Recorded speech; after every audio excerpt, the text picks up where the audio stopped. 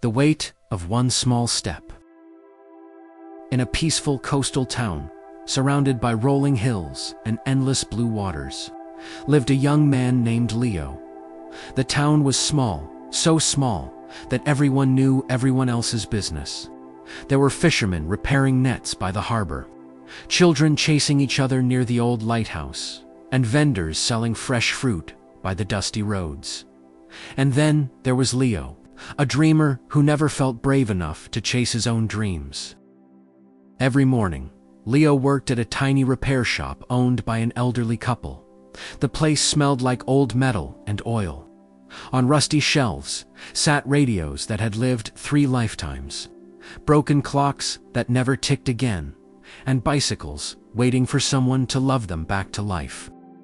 Leo was good with his hands. He could fix almost anything, but deep inside, he wanted more. He wanted to build things that didn't exist yet. He wanted to invent something useful for the world.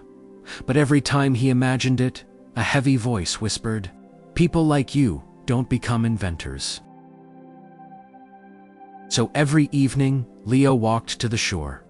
He would sit on the same rock, watching the waves rise and fall. He imagined himself drifting far away, somewhere bigger, somewhere brighter, somewhere his dreams didn't feel impossible. But he never moved. He only dreamed. One evening, while Leo was lost in thought, an old fisherman named Rowan approached him. Rowan was known in the town as a man who had seen more storms than any other fisherman. His hair was silver, his hands scarred, but his eyes were full of life. Rowan placed himself beside Leo and asked, "Why do you always look at the ocean, like you're waiting for it to save you?" Leo hesitated, unsure how to answer, "Because I don't know how to save myself." Rowan chuckled in a warm, raspy voice. "The ocean won't move unless you push the boat." Leo frowned slightly. "What does that mean?" "It means," Rowan said, "you can stare at the horizon forever, but nothing will change until you move first." Those words echoed in Leo's mind long after Rowan walked away. That night, Leo went home and sat at his tiny wooden desk. For the first time in a long time, he opened a blank notebook.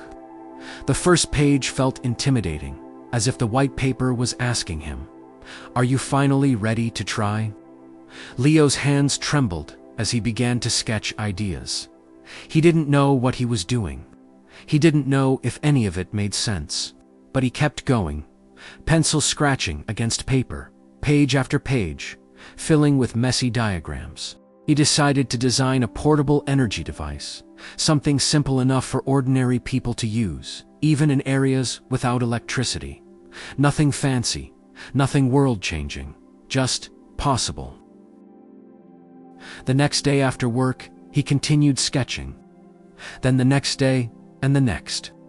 But when Leo built his first prototype, it didn't work. Nor the second, nor the third, nor the 10th. Some nights, Leo felt defeated. He would stare at the broken pieces scattered on his desk and whisper to himself, "Maybe I'm not meant for this." But then Rowan's voice would return. "Push the boat." So he tried again. Weeks turned into months. Leo saved every spare coin from his repair shop job to buy parts. He worked late into the night, sometimes until dawn. His eyes grew tired, his back ached, and his hands were covered in tiny cuts from wires and metal. But something inside him was changing. For the first time in his life, Leo wasn't just dreaming about a better future. He was fighting for one. One stormy evening, as rain tapped softly against his window, Leo sat in front of his half-finished device. This was his 20th attempt. Maybe his 30th. He wasn't counting anymore. His heart pounded as he connected the final wire. He held his breath. Nothing happened. Leo closed his eyes in disappointment. But then a faint glow flickered. It was small, weak, unsteady, but it was light. The tiny device in his hands had come alive. Leo's chest tightened with emotion. He had done it. After months of failure, frustration, and doubt. He had created something that worked. He ran through the rain to the harbor, searching for Rowan. When he found the old fisherman fixing his nets, Leo held up the glowing device with shaking hands. "It works," he whispered. "It finally works." Rowan looked at the device, then at Leo, and smiled a proud, gentle smile. "See," Rowan said softly, "you pushed the boat." The next day, news spread around the town. People gathered at the repair shop to see Leo's invention. Some cheered, some were amazed, and some simply patted him on the back. A local community group offered to fund a larger prototype. For the first time, Leo felt seen. For the first time, he felt capable. For the first time, he believed in himself. Soon after, a small technology company heard about Leo's device and invited him to present it. Leo was terrified. He had never spoken in front of strangers before. But Rowan's words stayed with him once again. So he stepped into the conference room, heart racing but eyes determined.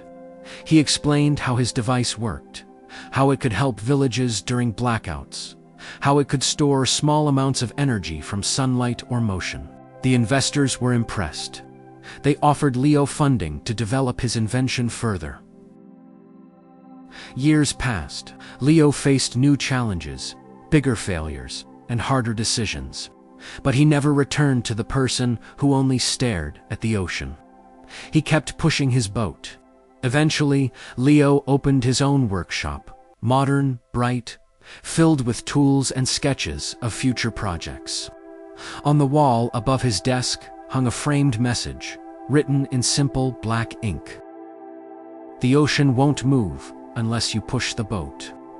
Visitors often asked him what the message meant. Leo would smile and say, "It means your life won't change until you're brave enough to start changing it." And every time he said those words, he thought of the young man he used to be, the one sitting by the shore, waiting for a miracle. The truth was simple. Miracles don't appear out of nowhere. They grow from courage, from effort, from one small step, and Leo's story became a reminder to everyone who felt stuck, scared, or uncertain. You don't need to be special. You don't need to have everything figured out. You don't need a perfect plan. You just need to push the boat. One small step today can change everything tomorrow.